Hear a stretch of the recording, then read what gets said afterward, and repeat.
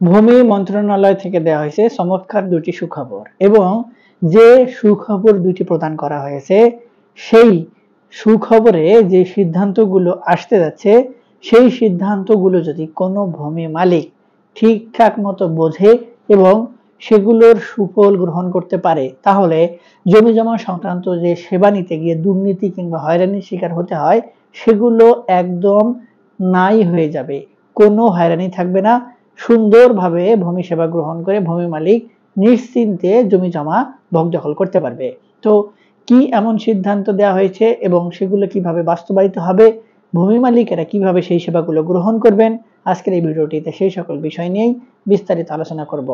সুপ্রিয় ভিউয়ার্স, ভিডিওটি দেখার পর যদি ভালো লেগে থাকে, আরো কোনো ভিডিও দেখার আগ্রহ জন্মায়, তাহলে আমাদের চ্যানেলটি সাবস্ক্রাইব করে রাখতে পারেন।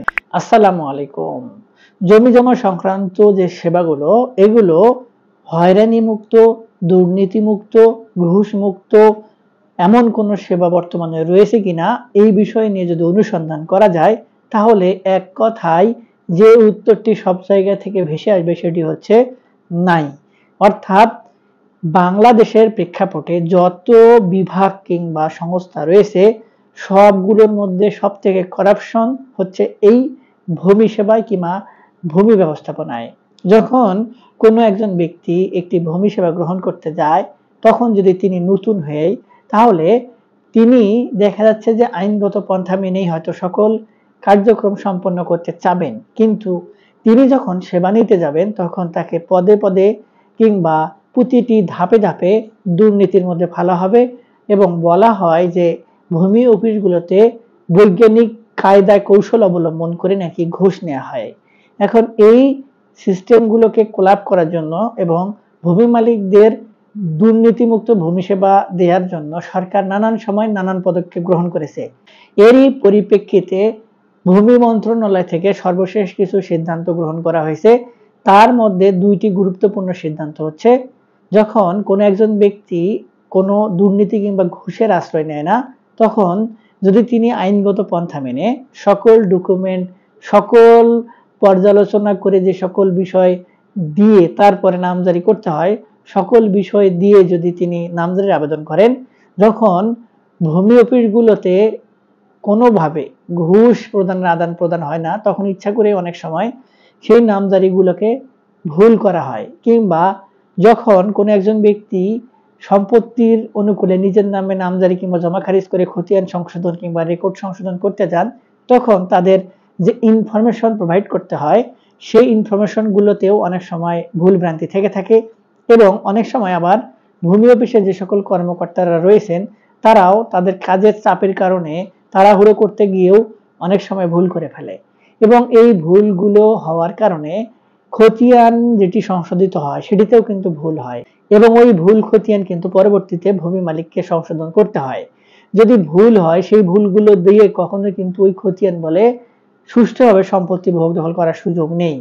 আমাদের বর্তমানে প্রচলিত নিয়ম যেটি আমরা সকলে জানি, যে খতিয়ানে কোনো ভুল হলে সেই ভুলটি পরবর্তীতে সংশোধন করার জন্য আদালতে শরণাপন্ন হতে হয়, নিষ্কেস করতে হয়।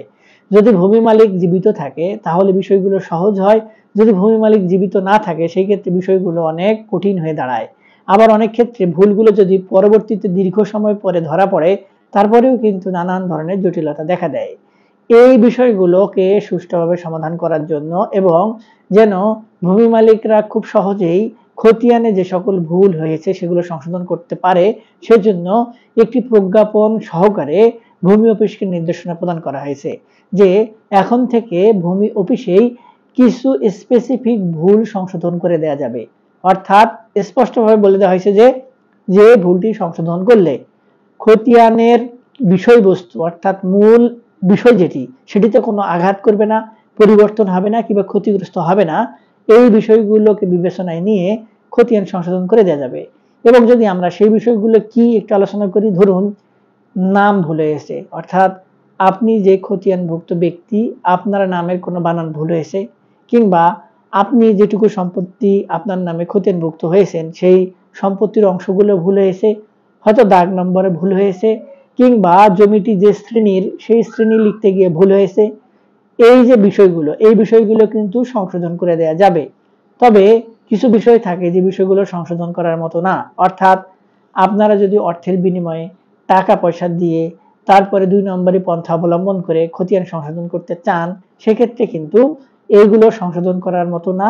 যদি কোনোভাবেই ভূমি অফিস থেকে সেগুলো সংশোধন করে দেওয়া হয়, তাহলে অন্য যে ব্যক্তিটি ক্ষতিগ্রস্ত হচ্ছেন আপনার দ্বারা, সেই ব্যক্তি যদি আদালতে মামলা দায়ের করে প্রতারণার, সেক্ষেত্রে কিন্তু আপনি তো ফাঁসবেনই, সঙ্গে ভূমি অফিসের যে কর্মকর্তারা এর সঙ্গে জড়িত তারাও কিন্তু ফাঁসবেন। এবং এই বিষয়গুলো অনুসরণ করে ভূমি অফিসকে সুস্পষ্টভাবে কঠোর নির্দেশনা প্রদান করা হয়েছে যে ভূমি মালিকেরা যখনই আপনাদের কাছে ভূমি সেবা নিতে আসবেন, খতিয়ান সংশোধন করতে আসবেন, তখন যেন তাদেরকে কোনোভাবে হয়রানির শিকার না করা হয়।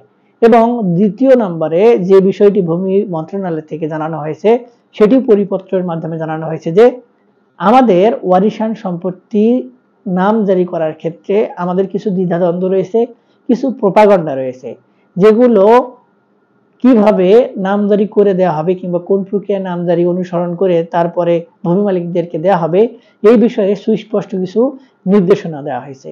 এবং এর মধ্যে প্রথম যে নির্দেশনাটি সেটি হলো, যদি কোনো ওয়ারিশান সম্পত্তির ক্ষেত্রে কোনো ওয়ারিশরা নিজেদের মধ্যে আপোষে বন্টন দলিল কিংবা বাটোয়ারা দলিল তৈরি করতে না পারে, সেক্ষেত্রে তারা বাটোয়ারা দলিল কিংবা বন্টন দলিল ছাড়াই সম্পত্তিগুলো সকল ওয়ারিশ একত্রে নিজেদের নামে যৌথ খতিয়ান করে নিতে পারবেন। এবং এক্ষেত্রে তাদের শুধুমাত্র ওয়ারিশান সনদের প্রয়োজন হবে।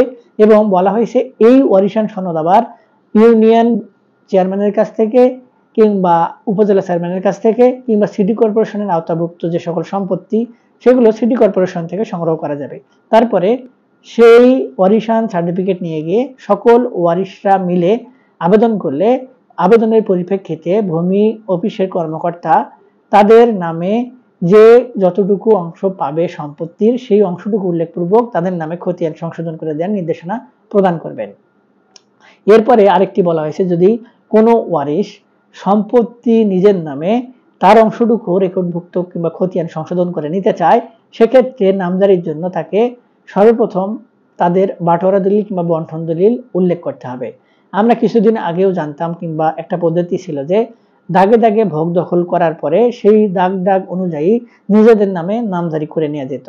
অর্থাৎ আপনি যেটুকু সম্পত্তি পাবেন সেটুকু সম্পত্তি যদি 5% হয়, আপনার উত্তরাধিকারী সূত্রে সম্পত্তি যেখান থেকে পাওয়ার কথা সেই সকল সম্পত্তি যদি বিভিন্ন জায়গায় অবস্থিত হয়, তাহলে সব দাগ থেকেই আপনাকে 5% করে বের করে নিয়ে আপনি নিজের নামে নামজারি করে নিতে পারতেন কিংবা পারবেন। তো এই বিষয়টিকেও নাকচ করা হয়েছে এবং বলা হয়েছে যে এইভাবে আর করা যাবে না। যদি আপনারা আলাদা করে নামজারি করে নিতে চান, সেক্ষেত্রে অবশ্যই আপনাদের বাটোয়ারা দলিল কিংবা বন্টন দলিল লাগবে।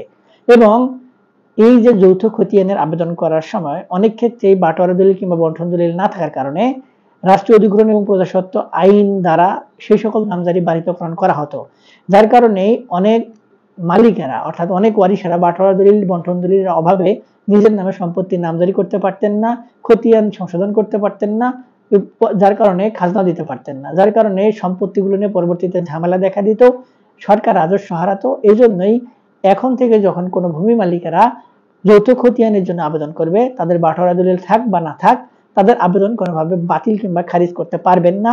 এই বিষয়ে কঠোর সিদ্ধান্ত দেওয়া হয়েছে ভূমি অফিসকে। সুপ্রিয় ভিউয়ার্স, এই যে দুটি সিদ্ধান্ত, এই দুটি সিদ্ধান্ত বাস্তবায়ন হলে কিংবা ভূমি মালিকেরা যদি এই দুটি সিদ্ধান্ত সঠিকভাবে সেবা নিতে পারে, তাহলে ভূমি সংক্রান্ত যে সকল সমস্যা অনেকাংশেই কেটে যাবে কিংবা থাকবে না। এবং ভূমি মালিকেরা খুব সহজেই তাদের কাঙ্ক্ষিত সেবাটি পেয়ে যাবেন এবং খতিয়ান সংক্রান্ত কিংবা নামজারি সংক্রান্ত সকল বিষয়ের সমাধান হয়ে যাবে। সুপ্রিয় ভিউয়ার্স, এই সংক্রান্ত বিষয় নিয়ে যদি আপনাদের আরো কোনো কিছু জানার থাকে কিংবা বোঝার থাকে, আমাদের ভিডিও নিচে কমেন্ট বক্স রয়েছে, সেখানে কমেন্টস করবেন, আমরা আপনাদের সহযোগিতা করার চেষ্টা করব। আজকে এ পর্যন্তই, দেখা হবে সামনে নতুন কোনো ভিডিওতে। ততদিন পর্যন্ত ভালো থাকবেন, ধন্যবাদ।